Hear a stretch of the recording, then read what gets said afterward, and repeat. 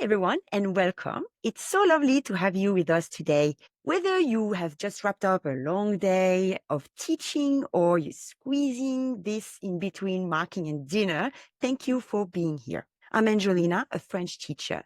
I spent about 10 years teaching in both primary and secondary school across Sydney and Victoria in Australia. I'm now part of the team at Education Perfect, supporting teachers to get the most out of Education Perfect across every part of their students' learning cycle. Hi, and I'm Philippa, and I'm based in Dunedin in New Zealand, and I've taught French in New Zealand secondary schools for over a decade, and now I look after all things language learning here at EP, from content to tools that help you feel more confident in your teaching. And today it's all about the moment after your assessments and how to use your assessments and what you can do with the assessments available in Education Perfect. We will show you where to find the data or the students' results, how to read it quickly, and how to use it to plan your next steps with purpose. So if you've ever looked at a pile of results and thought, cool, but what now? Don't worry, we've got you, and you're in exactly the right place. Before we jump into today's topic, let's do a quick recap of what we covered in session 1, especially for those who weren't with us last time. So what you can see on the screen here at Education Perfect, we use what we call the differentiated learning cycle. It reflects the natural rhythm of teaching, planning your units, assessing prior knowledge or readiness, delivering the lesson, checking for understanding through formative assessment or regular testing. From there, you're supporting students where needed, using the data, which is their recorded results on Education Perfect, to spot both the strengths, the gaps. And that's what helps you shape the next steps, whether that means adjusting your instruction, reteaching, or giving the time for students to practice. And it's not just any practice. We're talking about guided practice built around that data or those recorded results from students' assessments or tasks, whether it is a readiness check before you start, formative assessment during the learning, summative assessment, a topic at the end. Each type of assessment gives you a window into student thinking and helps you teach with purpose. And let's jump into the platform and have a look at all these different options that we have available. I'm now going to share my screen and we can have a recap of the assessment options that are available and then have a look at the data that comes with those and how you can use that to inform your teaching. So now that we're in the platform, we'll go to our Discover area where we've got our courses available. And this is our beginner updated course. And if you watched our first session, you'll remember that within each topic, we have these different assessment options. So we have, first of all, our skill snapshot assessment, which is basically what the title suggests. It's a way of getting a snapshot of where your students are at with the different skills. So we've got vocabulary questions, listening questions, reading questions, and writing questions. And it's designed to be like a question bank. So you can assign this at any stage, whether it's at the start of a topic or during a topic or at the end of a topic, to gauge where your students are at. But you can assign it multiple times. And each time it will draw from different pools of questions. So you can reuse it and really gauge how your students are progressing. So that's the first way it can be used.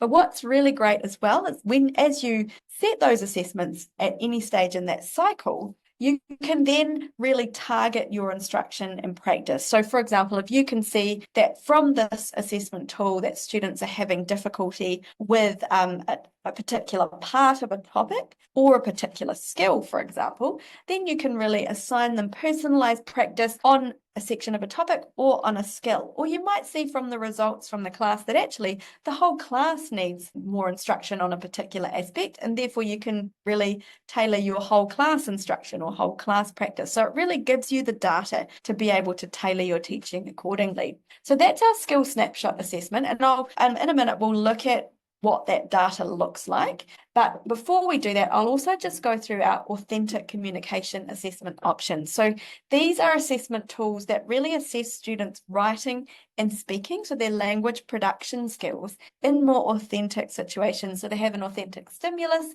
and then they might have a speaking task or a writing task in response to that. Now, the skill snapshot assessments, those are marked automatically by the system, so they save you a lot of time with marking, whereas these, you do actually need to go in and mark them and give the students a grade based on their writing and speaking. But you can see everything that they've written and you can hear everything that they've recorded, so it's a great way of assessing those more authentic communication skills. And these ones are more likely to be used as a summative assessment at the end of a topic. And then within our courses as well, within our new beginner course, we also have our end of module authentic communication tasks, which go at the end of a series of topics. Once again, they're writing and speaking production tasks that bring together several topics. So you can use these at the end of a term or end of a series of topics that the students have been working through. Now that we've done a bit of a recap of those tools, let's have a look at our data analysis options. So I'm going to take you to a sample report, and we touched on this in the first session, but we didn't really go through it in detail. So when you assign an assessment, you get this amazing data available to you that you can use to inform your teaching. So you can first of all see an overview of the whole class's results and where students are, in terms of their total grade or their total mark. And then as we scroll down, you can see a breakdown of their individual results in each section of the assessment. So vocabulary, listening, reading, and writing. Then you can also see, and this is where you can really get into the targeting of the instruction and the practice. So we can see for each section of the assessment, how students are going, and even on an individual question level, you can see the results. And then the platform will automatically recommend lessons for students who need support with, say, listening or reading a particular skill or a particular topic. And you can actually assign that individualized practice through the platform automatically without having to go through manually and think, oh, I think this student needs more practice of listening. The platform actually shows you that. So it really allows you to target that instruction and practice. And like I said before, you can either do that on an individual level, a group level, or a whole class level, and you've got the insights to do that. And I'm just going to interrupt you here, Philippa. That reminds me, I used EP for about 10 years in my classes. So I use this very heavily with my students. And then when you communicate to students, you know exactly what to talk with them. Let's say, for example, in this example, Isabella here, I know that she received some recommended tasks on her, was that the vocabulary? So I could chat with her. How is your vocabulary going? Have you worked on this? And they feel like they heard. They feel like I'm really talking to them, not generalizing for the whole class. And that was really successful for relationship building with the students. Sorry, back to you, Fiva.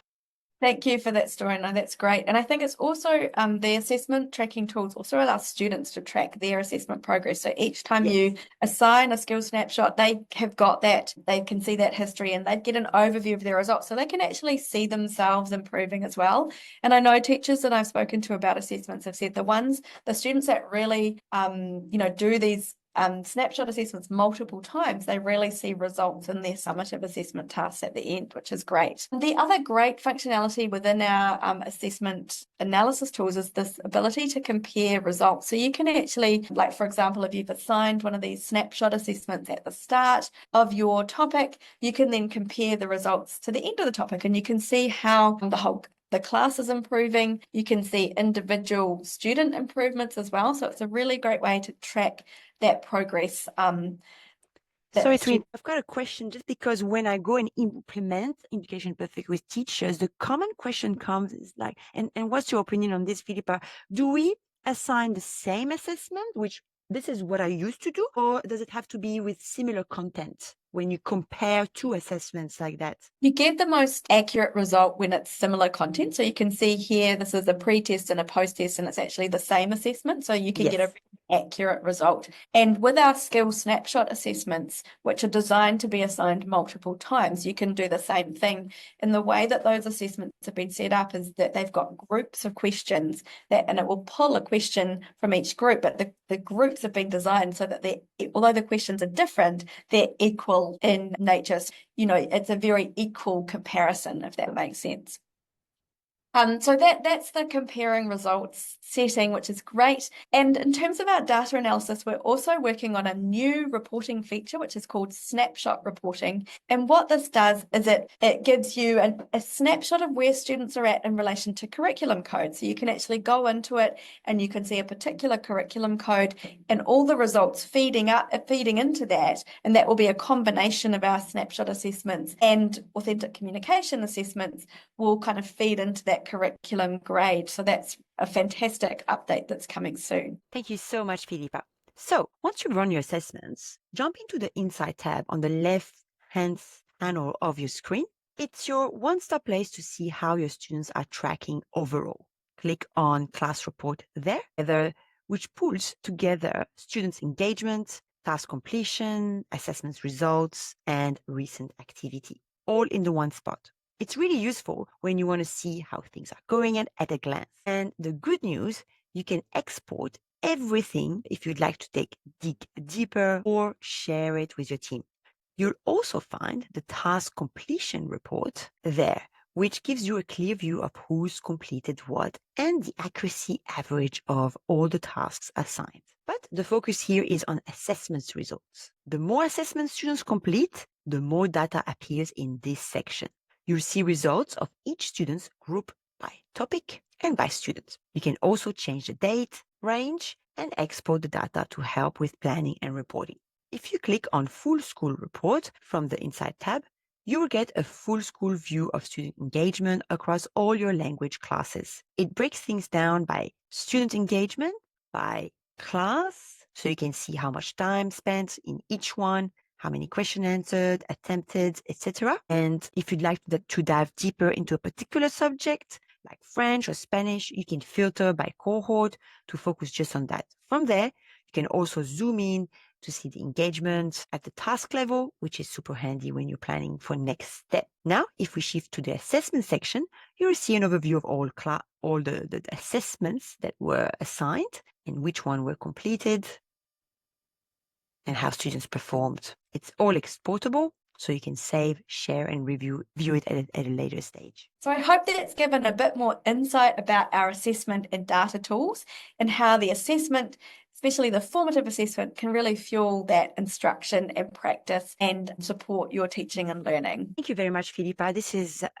great insight on how to use assessments to guide our next steps, but also for relationship building, for providing guided instruction and knowing where students are at any time of their learning cycle. No problem. Thanks, Angelina, and I hope everyone's enjoyed today's session. Bye-bye.